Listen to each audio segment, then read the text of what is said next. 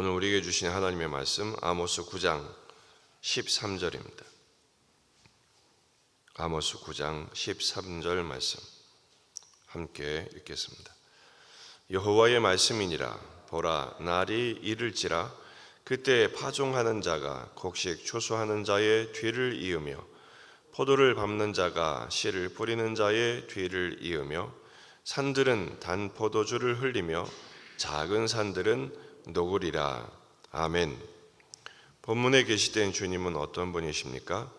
회복의 날이 이르게 하십니다. 여호와의 말씀이니라. 보라, 날이 이를지라. 그 날이 어떤 날일까요? 11절에 그날에, 그 날과 13절에 날이 이를지라 같은 단어지만 11절은 단수고 13절은 복수입니다. 13절에 이르는 그 날은 물론 11절의 그 날과 13절의 날은 회복의 날이죠. 그 앞에서는 아모스가 계속해서 심판의 날을 예고했지만 이제는 반전이 일어나 이스라엘이 회복될 그날을 선포하고 있습니다. 13절의 복수라는 것은 날들이죠. 회복의 날들, 회복하는 일정한 기간이 반드시 있을 것이다 라는 것입니다.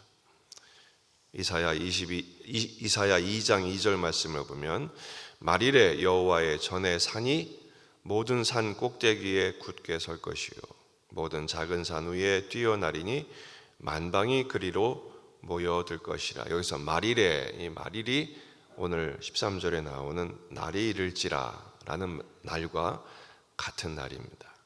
만방이 하나님의 성산에 모여드는 날. 12절에서 내 이름으로 일컫는 만국을 기업으로 얻게 하리라 라는 말씀과 맥을 같이 합니다. 그날은 오순절 성령 강림으로 인해서 교회가 시작되는 날이죠. 예수 그리스도를 통해서 교회의 시대가 시작되었고 그 날의 은택은 오늘 우리가 누리고 있는 은혜와 같습니다.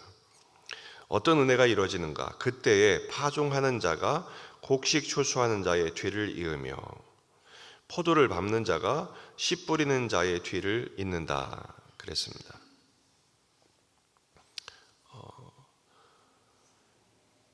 씨를 뿌리는 자가 추수자의 뒤를 잇습니다.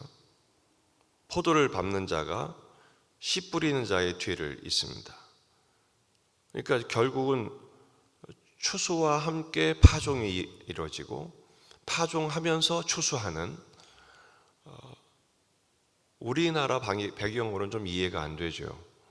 우리는 씨 뿌리는 계절이 따로 있고 또 추수하는 계절이 따로 있고 그리고 또 겨울을 지내야 하고 그렇게 돼야 되지만 이모작 삼모작 하는 동네에서는 이런 일들이 자연스럽게 받아들여지는 것이죠. 다시 말해서 뿌림과 함께 거두고 거두면서 또 뿌리고 끊이지 않는 추수의 기쁨이 또 파종하는 기대가 계속되는 날이 오게 될 것이다 라는 것입니다. 산들은 단 포도주를 흘리며 작은 산들은 녹으리라. 그 포도주와 저주로 흘러 넘친다 이런 말입니다.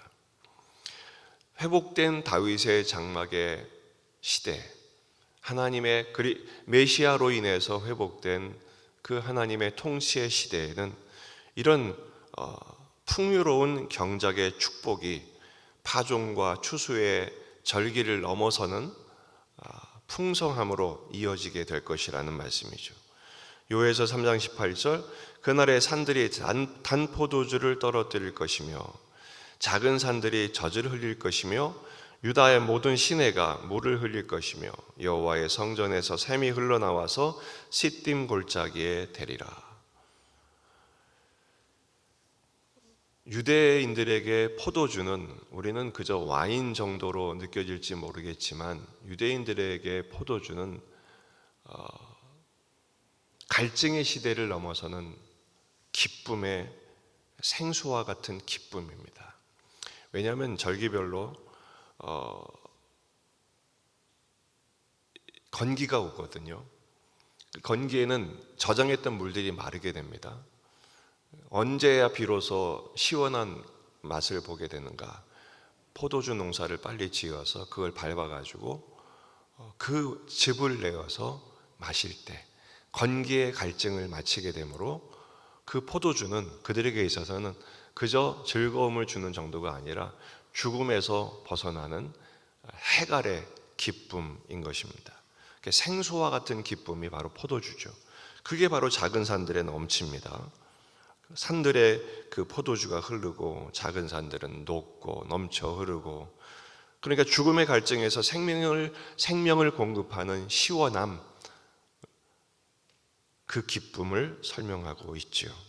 그러니까 오늘 13절의 이 모든 것들은 성도가 회복되는 그날에 대한 소망을 전망하게 합니다. 우리 성도가 주님을 만나는 기쁨을 회복할 때가 언제입니까? 계시록 3장 20절 말씀이죠. 볼지어다 내가 문 밖에 서서 두드리노니 누구든지 내 음성을 듣고 문을 열면 내가 그에게로 들어가 그와 더불어 먹고 그는 나와 더불어 먹으리라. 예수님을 환영하고 영접하고 그 주님과 동행하는 자에게 허락하시는 천국 식탁의 풍성함, 유대인들의 식탁에는 포도주가 끊이질 않습니다. 그들에게는 이것이 음료이기 때문에 그렇죠. 여러분, 오늘이 그날이 될 줄로 믿습니다. 생수의 기쁨과 천국 추수의 그 풍성함, 그 식탁의 축복, 먹을 수 있으니 감사하고 넘치는 풍요로움으로 천국을 소망하니 더 감사하죠. 시편 51편 말씀을 보면 범죄로 말미암아 죽음과 같은 고통 속에 헤매다가 나단의 그 선포로 인해서 자신의 죄를 깨닫고 회개했던 다윗의 기도가 소개되어 있습니다. 시편 51편 12절에 주의 구원의 즐거움을 내게 회복시켜 주소서. 구원의 기쁨, 세상의 모든 권력과 자기 탐욕을 다 충족시켰지만 그것은 죄로 인한 것이지 결코 그에게 기쁨이 될 수 없음을 깨닫게 하신 것입니다. 그의 회개는 무엇입니까? 세상 기쁨을 나의 기쁨으로 삼지 않고 주님이 주시는 구원의 기쁨이 나의 기쁨이 되게 해달라는 간절한 기도가 아니겠습니까? 그렇습니다. 믿음이 회복될 때 축복도 회복됩니다. 진정한 풍요와 진정한 기쁨도 우리 안에 채워지는 것이죠. 데살로니가전서 5장 16절, 우리가 잘 아는 말씀이지만 실제로 누리는 분들은 그리 많지 않습니다. 항상 기뻐하라, 계속 기도하라, 범사에 감사하라. 머리로는 알고 있는데 실제로 우리의 삶에 누려지지 않는 이유는 무엇일까요? 믿음이 회복되지 않기 때문에 그렇습니다. 실제로 대한민국을 보십시오. 건국 이래로 지금처럼 풍요롭게 산 적이 없습니다. 지금처럼 때거리가 멈추지 않는 적이 없었죠. 우리는 항상 보릿고개를 넘겨야 했으며 굶을 것을 걱정해야 했던 시대를 살았지만 지금은 너무 먹어서 문제지 않습니까? 너무 먹어서 살찌고 그것 때문에 병 생기고, 그런데도 우리는 항상 기뻐하지 못합니다. 계속 불안하고 염려하고 걱정하고 심지어는 낙심하지 않습니까? 그 어느 때보다도 자살률이 높은 시대를 살고 있지 않습니까? 왜 그러죠? 구원의 기쁨이 실종되었기 때문입니다. 세상에 풍요로움은 있어도 진정한 영적인 부요함을 모르고 있기 때문에 그렇습니다. 먼저 신자들이 이 구원의 기쁨이 회복되어야 합니다. 예수님 안에서의 진정한 영적인 부요함을 회복하시기를 주의 이름으로 축원합니다. 이 부요함을 증거하는 복음의 증인들이 되시길 바랍니다. 그렇게 될 때 진정한 풍성함, 주님 안에서의 기쁨, 주님의 은총과 복음의 능력 안에서의 그 능력을, 그 은총을, 그 부요함을 누리게 되지 않겠습니까? 오늘이 그 회복의 그날, 기쁨과 부요함을 누리는 그날이 되시기를 주의 이름으로 축원합니다. 기도하시겠습니다.